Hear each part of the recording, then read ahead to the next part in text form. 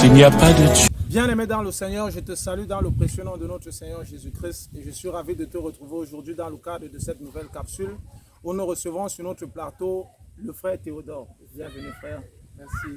Comment est-ce que tu te sens sur notre plateau? Je suis très heureux d'être avec toi aujourd'hui, être avec les auditeurs. Vraiment que le nom du Seigneur soit béni. Amen.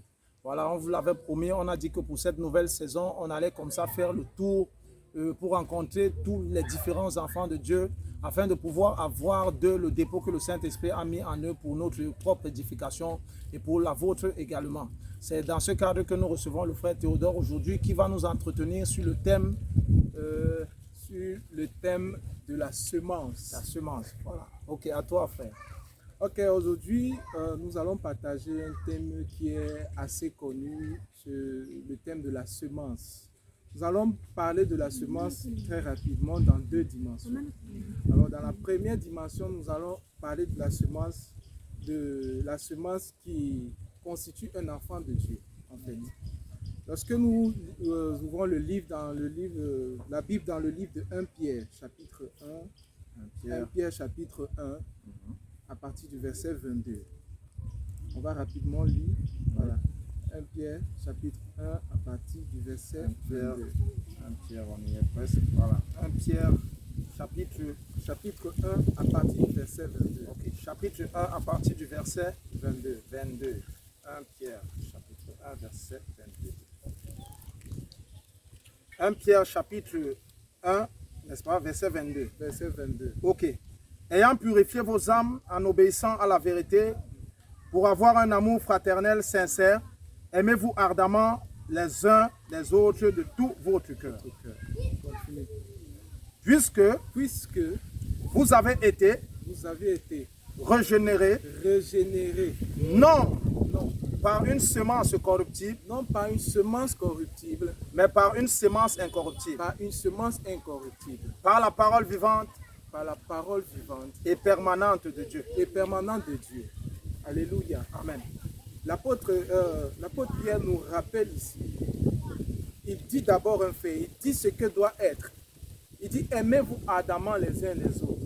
Maintenant il dit puisque. Lorsqu'il dit puisque, ça veut dire qu'il y a un fait qu'on doit tenir compte de ça. Il dit la semence que Dieu a utilisée pour recréer l'homme. Parce qu'il dit régénérer, pour recréer l'homme, c'est la parole vivante et permanente de Dieu.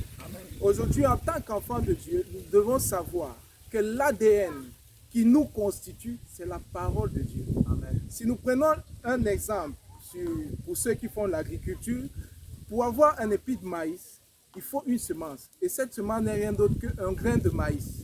Alors, lorsque la graine est plantée, elle ne va pas donner les arachides. Elle va donner le résultat de ce qu'elle est. Elle va donner une graine. Je veux dire, elle va d'abord germer et ensuite, elle va sortir une tige. Après la tige, elle va donner une épée de maïs. Nous-mêmes, enfants de Dieu, nous avons reçu la semence de la parole. Alors, le résultat de notre vie doit être cette parole. Parce qu'aujourd'hui, nous sommes tous sauf ce que cette parole dit. Nous sommes tous sauf ce que cette parole dit. Or, Pierre dit quoi? Que la semence que Dieu a utilisée pour nous recréer, c'est la parole de Dieu. Maintenant, qu'est-ce que la parole de Dieu dit? C'est ce que la parole de Dieu dit qui doit refléter notre vie. Parce que si ça ne reflète pas notre vie, soit la parole n'a pas été sémée réellement. Parce qu'on peut s'aimer, lorsqu'on sème un maïs, il y a trois hypothèses. Première, elle peut sécher et mourir comme ça. Tout à fait. Deuxième hypothèse, elle peut manquer, la deuxième hypothèse, elle peut être exposée. Après l'érosion, elle peut être exposée et l'animal vient manger. Tout à fait. Troisième hypothèse, elle peut germer. Et maintenant, la parole que nous recevons dans nos cœurs, pour qu'elle germe, il faut d'abord une chose. Considérons le grain comme on a dit tout à l'heure. Pour que le grain de maïs puisse germer, il faut que ce grain doit mourir. Il doit mourir pour laisser sortir la semence. En fait, pour laisser sortir le germe là, pour qu'il soit visible. Elle doit se débarrasser de sa coque d'origine. Et aussi, lorsqu'un enfant de Dieu ne reflète pas la parole de Dieu, cette semence, cette coque-là n'est pas encore morte. Cette coque-là n'est pas encore morte. Alors le germe ne peut pas paraître. Soit la parole a été dévorée, comme nous connaissons la parabole du semeur. Soit cette parole a été dévorée, soit elle est tombée dans une terre exposée aux problèmes, oui, qui ont vraiment enlevé la parole, soit nous avons empêché cette parole d'entrer dans notre cœur. Et elle a séché. Elle a séché. Nous voyons aujourd'hui, nous ne reflétons pas la parole de Dieu proprement dit. Or, la semence que Dieu utilise, c'est sa parole. Si aujourd'hui nous vivons, nous devons être comme des Bibles vivantes. Amen. Nous devons être des Bibles vivantes. Parce qu'il n'y a pas deux choses qui nous constituent. La chair humaine, elle est constituée de cellules et de sang. Or, l'être céleste que nous devenons, l'enfant de Dieu que nous sommes, ce n'est pas la parole. Dans Jean chapitre 1, on ne va pas lire, on va passer. Jean chapitre 1 nous dit, à partir du verset 1, que tout a été créé par la parole et rien n'a été créé sans elle. Au commencement était la parole. Au commencement était la parole. Rien n'a été créé sans elle. Si aujourd'hui nous sommes enfants de Dieu, nés de nouveau, ce n'est pas que nous avons été conçus par les entrailles d'un homme et d'une femme. Non, nous avons été conçus par la parole de Dieu. Nous sommes nés de la parole. Et Jean chapitre 1, le verset 14 nous dit quoi? Que la parole s'est faite chair. Ainsi, la parole doit aussi se faire chair en nous. Lorsqu'elle est sémée, elle doit prendre cette dimension de chair. Voilà pourquoi chaque enfant de Dieu doit comprendre que la semence avec laquelle Dieu a utilisé pour nous recréer, c'est sa parole. Maintenant, dans la deuxième dimension, qui est la semence en nous, nous devons comprendre que le grain de maïs, lorsqu'il est planté, il finit par devenir une épine de maïs. Peut-être 3 épines de maïs. Et les épines de maïs sont déjà constituées de plusieurs grains qui sont elles aussi des semences. Tout à fait. Donc nous devons comprendre que nous, enfants de Dieu, nous avons aussi le dépôt de la semence. Tout enfant de Dieu est appelé à donner cette semence aux gens. À donner cette semence aux gens. Et puisque c'est la parole de Dieu qui est cette principale structure que nous formons, alors qu'est-ce que la parole de Dieu dit? Les bénédictions sont rattachées à nous. C'est la parole de Dieu qui le dit.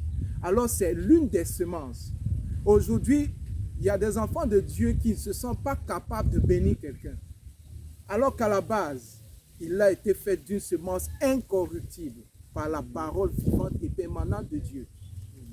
Aujourd'hui, il y a des chrétiens qui ne savent pas qu'ils sont capables de stopper une activité de sorcellerie, même dans leur quartier.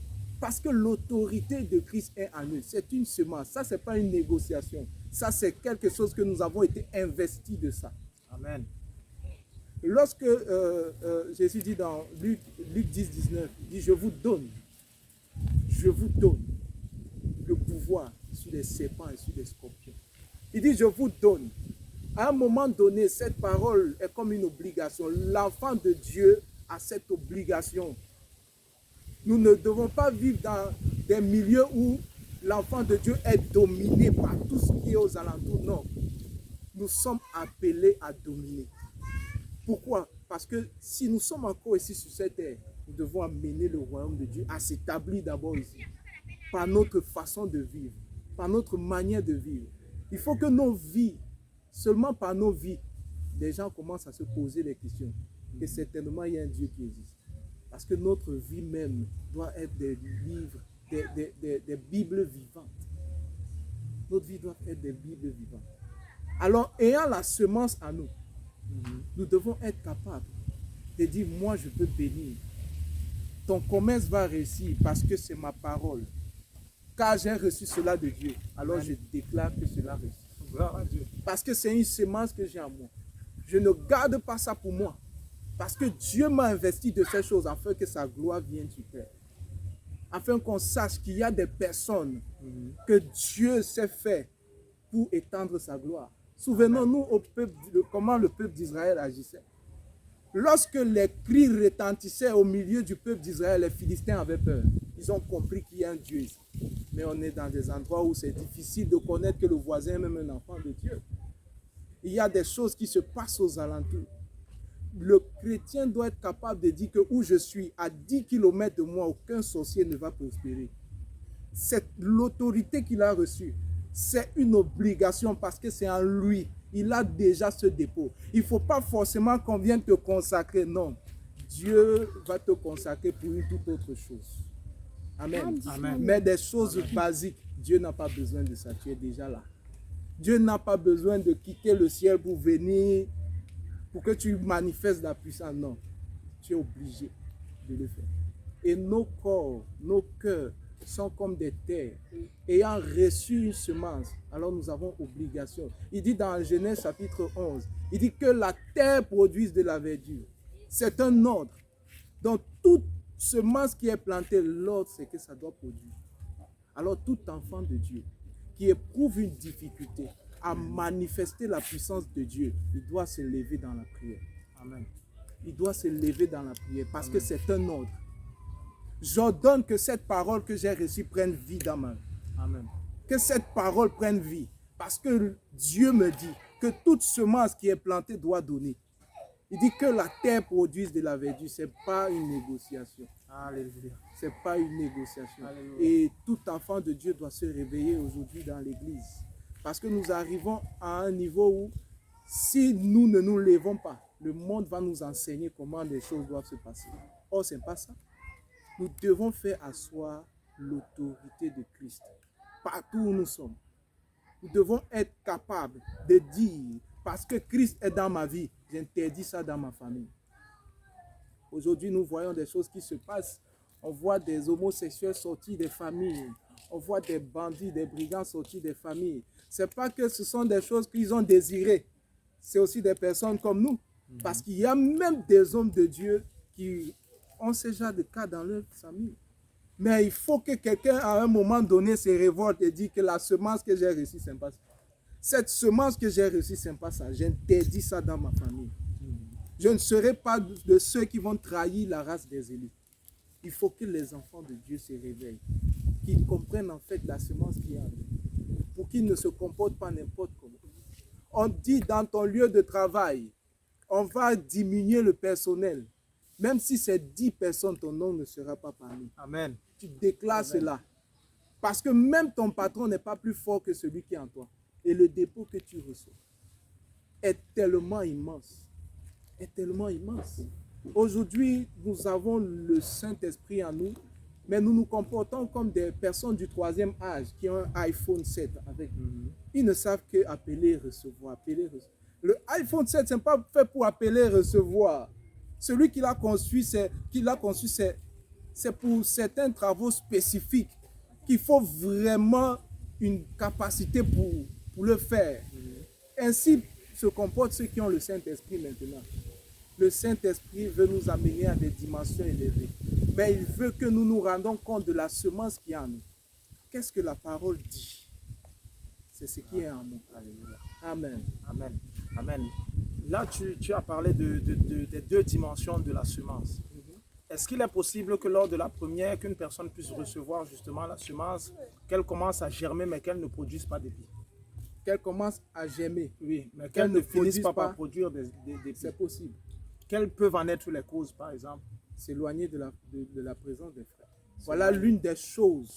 Merci pour la question. Voilà l'une des choses qui fait en sorte que la semence va germer. Elle ne va pas évoluer.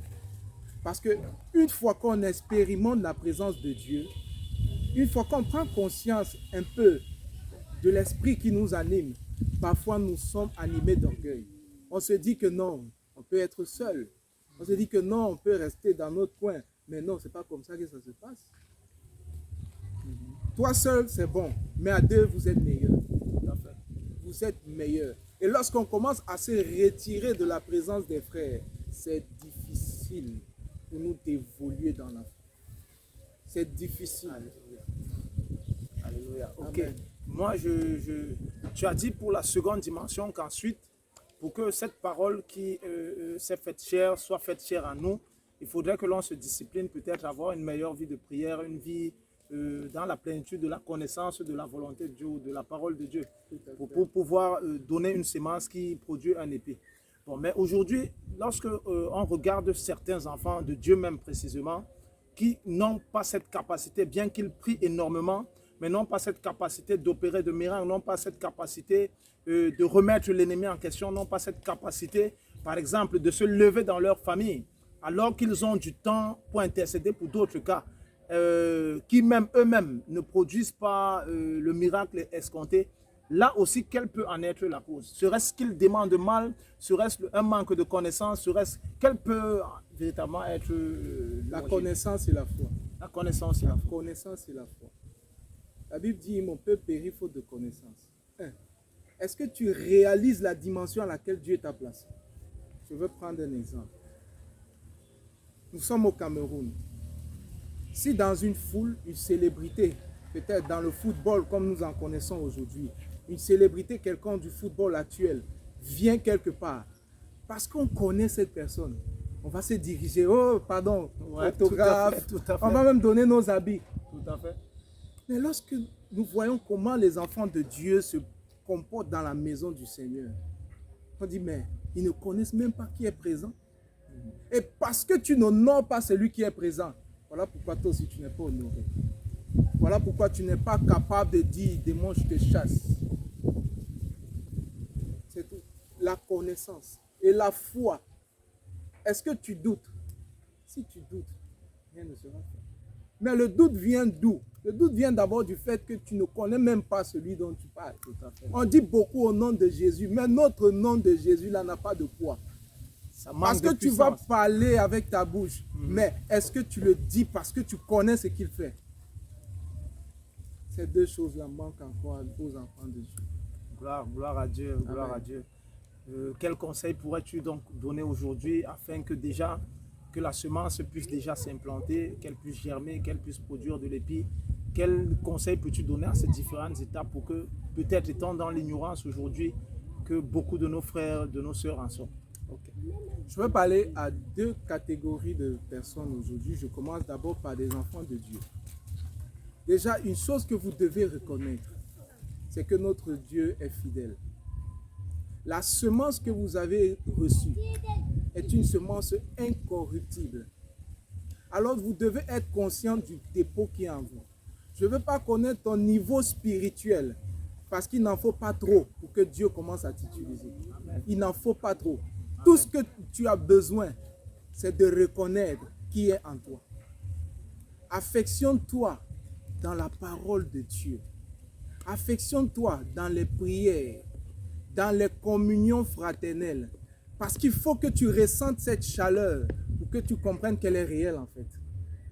Il faut que tu sois tout le temps en contact avec la parole pour laisser cette parole transformer ta vie. Amen. Donc ça, c'est à la première catégorie de personnes que je voulais parler.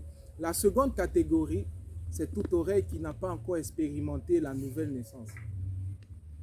Il est important que vous naissiez de nouveau. Nous pouvons être des accompagnateurs à l'église. Nous pouvons être des chantres. Nous pouvons être peut-être des prédicateurs. Nous pouvons œuvrer dans la maison du Seigneur, mais ne pas être nés de nouveau. Alléluia. Ne pas être né de nouveau. Et je vais dire aussi à ce genre de personnes, ça ne servira à rien de perdre beaucoup de son temps alors qu'on pouvait faire autre chose. Il faut gagner du temps. Rachetons le temps. Dieu n'a besoin d'une seule chose. Il a juste besoin d'une seule chose. C'est la permission pour qu'il œuvre dans ton cœur. Amen. Et tout ce que tu as besoin, c'est d'ouvrir ton cœur à Dieu. Laisse que le Saint-Esprit te fasse expérimenter ce que tu n'as jamais vu. Alléluia. Donner sa vie à Dieu, c'est vouloir se lancer vers quelque chose qu'on ne connaît pas, mais qu'on a conscience qu'il y a un être suprême qui nous guide. Le simple fait de donner la confiance à Jésus, il va te révéler des choses grandes dans ta vie. Alléluia. Amen. Alléluia. Merci mon frère, merci pour cette belle exhortation. Tu sais, nous sommes appelés à justement continuer l'œuvre de Dieu. Nous sommes appelés à investir le monde entier avec l'œuvre de Dieu. Et je rends gloire à Dieu parce qu'il a permis que tu puisses être avec nous aujourd'hui pour que nous puissions justement continuer dans cette lancée. Mais il est de coutume, lorsque nous recevons un serviteur de l'Éternel, un frère comme toi, dans l'une de nos capsules, que ce frère puisse permettre à quelqu'un qui nous écoute au travers d'une prière de confession de pouvoir bénéficier du salut de notre Seigneur au travers de cette confession. Alléluia. Amen. Bien-aimé, ce que je veux commencer par te dire, c'est que le Seigneur a besoin de toi. Amen. En fait, ce n'est pas parce que tu es indispensable, mais c'est pour ton bien. Demain ne t'appartient pas. Tu n'as même pas la certitude que 10 minutes après que tu nous aies écoutés, tu seras toujours en forme, tu seras en santé. Alléluia. La Bible dit qu'il est le seul qui est le maître des temps et des circonstances. Tu ne peux pas maîtriser ton souffle de vie. Et tant que tu as l'opportunité de te lever, c'est l'occasion qui te donne de te repentir. Et si tu nous écoutes aujourd'hui, c'est encore l'occasion qui t'est donnée actuellement. Parce que même où tu nous entends là, tu peux changer de vie. Le Seigneur peut te transformer où tu es. Le Seigneur a besoin de toi. Si tu m'écoutes en ce moment, tu peux juste baisser la tête où tu es et faire cette prière avec moi. Seigneur Jésus, en ce jour, j'ai entendu ta parole. Et je reconnais que je suis un être pécheur. Je reconnais que ma direction c'est l'enfer. Car j'ai péché. J'ai marché contre toi. J'ai marché contre ta volonté. Mes voies ne sont pas pures devant toi. Mais aujourd'hui, je connais que tu es mort à la croix pour moi. Je connais que ton sang m'a purifié de tous mes péchés. Et maintenant, j'appelle cela à l'existence dans ma vie. Je t'accepte comme mon Seigneur et mon Sauveur. J'accepte de régner le monde. Et toutes les pratiques du monde. Je veux marcher selon tes voies. S'il te plaît, accorde-moi ton salut. Accorde-moi ton salut. Donne-moi d'expérimenter cette nouvelle naissance. Que la semence de ta parole germe dans moi. Donne-moi de porter des fruits. J'ai confiance en toi. À ce jour, je te donne ma vie. Merci Seigneur. Dorénavant, tu es mon Seigneur. Et mon sauveur personnel. Mon maître. Et mon guide. À toi je te donne tout. Au nom puissant de Jésus. Amen. Amen. Merci frère, merci pour toi qui viens de donner ta vie au Seigneur. Il dit que la moisson est grande, mais les ouvriers sont peu. Amen. Et il dit aussi dans sa parole que son souhait est que toute la terre soit sauvée. Alléluia. Mon frère, pendant que tu as reçu ce message aujourd'hui, saisis parce que le Seigneur veut souper avec toi. Il cogne à la porte de ta vie aujourd'hui. Ouvre parce qu'il veut souper avec toi. Frère, nous te disons merci pour ta présence sur notre plateau. Merci pour ton intervention. Merci beaucoup. Je sais que ce n'est pas évident avec l'œuvre de Dieu, avec le timing, avec tout ce que tu as à faire. Mais tu as quand même trouvé ce temps de pouvoir continuer à rendre ministère pour la gloire de Dieu. Par la grâce de Dieu. Nous te disons merci. Amen. Voilà, et je crois que nous allons renouveler cette expérience certainement tout au long de cette année. Je serai très honoré de revenir une fois de plus, parler avec nos amis, converser sur des sujets très importants du royaume. Ok, gloire à Dieu, que le Seigneur te bénisse. Amen. Bien-aimés, quant à nous, nous allons nous retrouver la semaine prochaine dans le cadre d'une nouvelle capsule. Que le Seigneur te bénisse. Sache que tu as été racheté à un grand prix. Alléluia. Et le Seigneur tient à ta vie. Que le Seigneur te bénisse au nom de Jésus. Amen. Béni.